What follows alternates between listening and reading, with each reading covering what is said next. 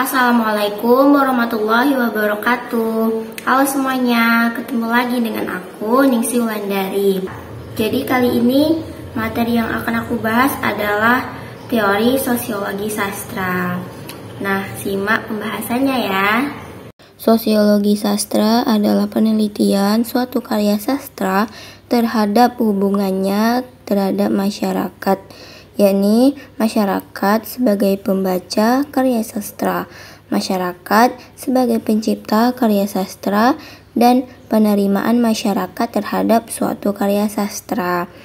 Penelitian sosiologi sastra lebih banyak memperbincangkan hubungan antara pengarang dengan kehidupan sosial, baik aspek bentuk maupun isi karya sastra.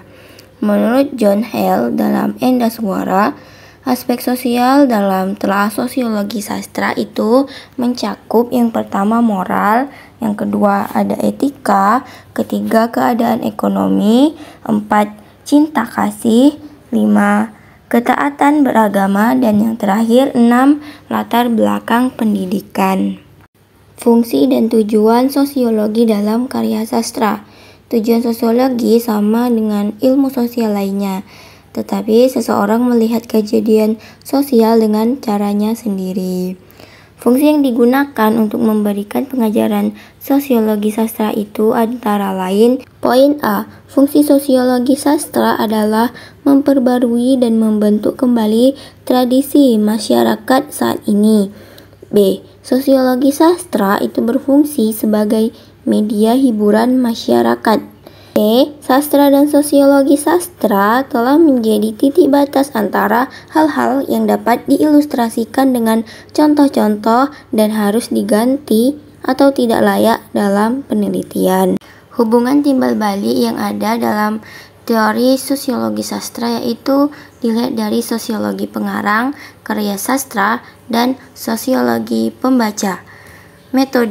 Metode sastra yang mempertimbangkan aspek sosial disebut sosiologi sastra menggunakan analisis tekstual untuk mengetahui strukturnya, yang kemudian digunakan untuk memperoleh pemahaman lebih tentang fenomena sosial di luar sastra. Pembahasan dari hubungan timbal balik tadi yang pertama yaitu di sini sosiologi sastra pengarang. Sosiologi pengarang merupakan kajian yang fokus perhatiannya pada pengarang, yang mana pengarang itu sebagai pencipta karya sastra.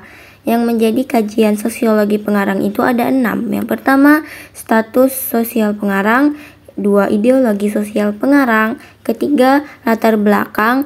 4. Posisi sosial sastrawan dalam masyarakat.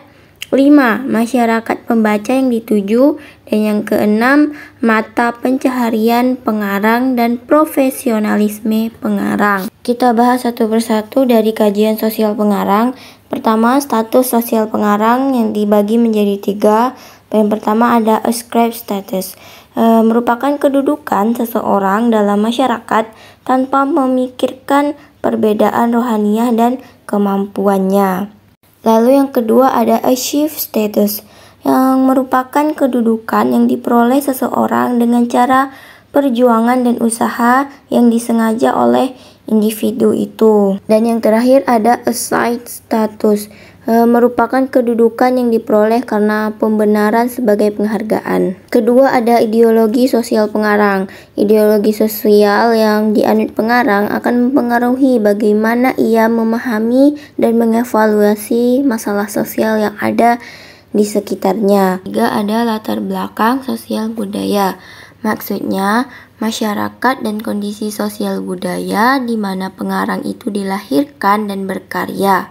Nah, latar belakang itu dapat secara langsung maupun tidak langsung memiliki hubungan dengan karya sastra yang dihasilkan. Posisi sosial sastrawan dalam masyarakat. Nah, maksudnya kaitan antara atau kedudukan peran sosial seorang sastrawan itu dalam masyarakat. Kelima, masyarakat pembaca yang dituju.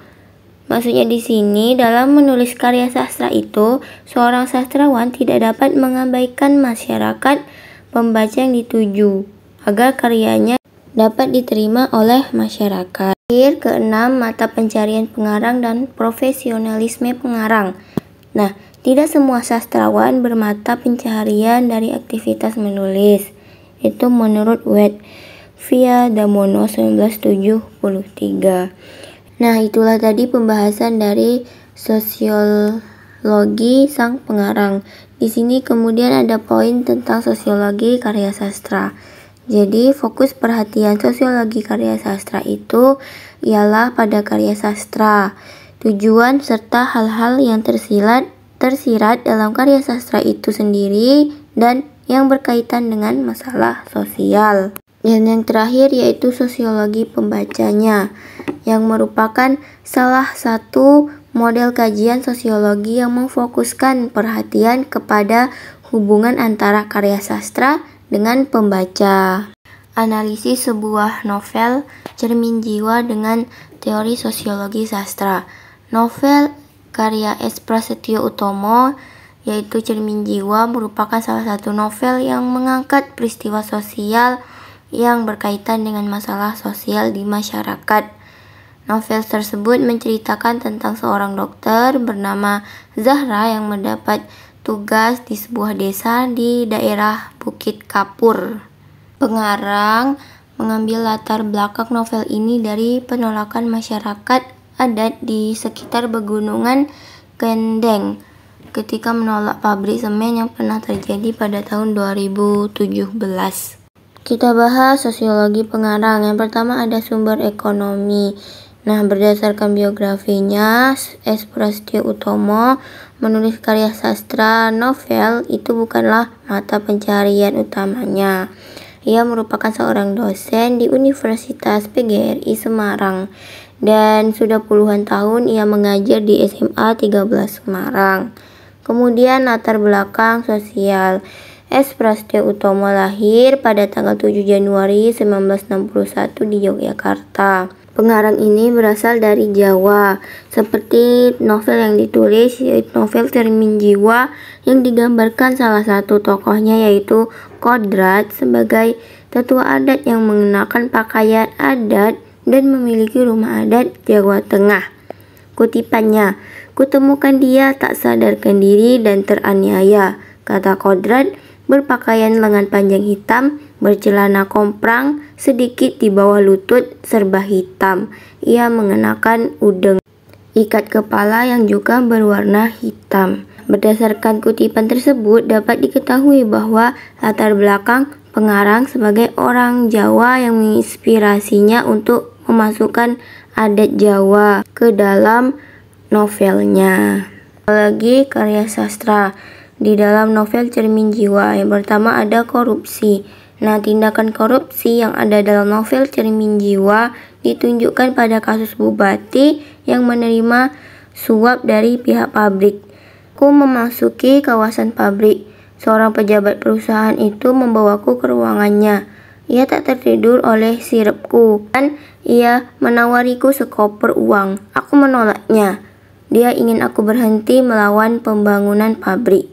Yang tak pernah kuduga, aku bertemu dengan bupati yang buru-buru meninggalkan ruangan di pabrik itu, membawa koper yang sama dengan yang ditawarkan padaku. Kemudian kerusakan lingkungan. Nah, rusaknya sumber air tanah lembah Gunung Bokong. Air yang digunakan untuk mengairi ladang mereka akan tercemar, bahkan mematikan sumber air di daerah tersebut, yang artinya jika tak ada air maka gagallah panen mereka. Yang terakhir, pengaruh sosial novel tersebut terhadap masyarakat.